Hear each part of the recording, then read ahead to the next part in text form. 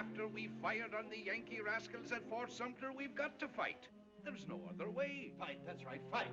Let the Yankees be the one to ask for peace. The situation's very simple. The Yankees can't fight and we can. You're right. There won't even be a battle, that's what I think. They'll just turn and run every time. One Southerner can lick 20 Yankees. Why, we'll finish him in one battle. Gentlemen can always fight better than rattle. Yes, right. Gentlemen always fight better than rabble. And what does the captain of our troop say? Well, gentlemen, if Georgia fights, I go with her. But like my father, I hope that the Yankees will let us leave the Union in peace. But Ashley... But Ashley, they've insulted us. You can't mean you don't want war. Most of the miseries of the world were caused by wars. And when the wars were over, no one ever knew what they were about. Why, Ashley, if it wasn't...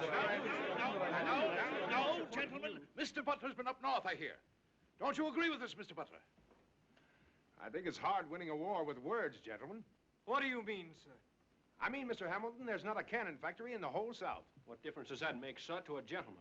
I'm afraid it's going to make a great deal of difference to a great many gentlemen, sir. Are you hinting, Mr. Butler, that the Yankees can lick us? No, I'm not hinting. I'm saying very plainly that the Yankees are better equipped than we. They've got factories, shipyards, coal mines, and a fleet to bottle up our harbors and starve us to death. All we've got is cotton and slaves and arrogance. That's treacherous. I refuse to listen to any renegade talk.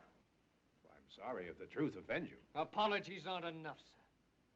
I hear you were turned out of West Point, Mr. Rhett Buttler, and that you ought to receive any decent family in Charleston, not even your own.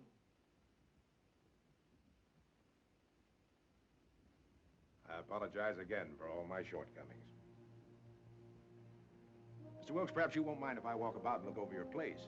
I seem to be spoiling everybody's brandy and cigars and dreams of victory.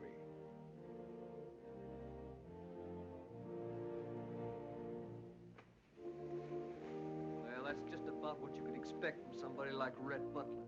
You did everything but call him out. He refused to fight. Not quite that, Charles. He just refused to take advantage of you. Take advantage of me? Yes, he's one of the best shots in the country, as he's proved a number of times, against steadier hands and cooler heads than yours. Well, I'll show you. No, please, don't go tweaking his nose anymore.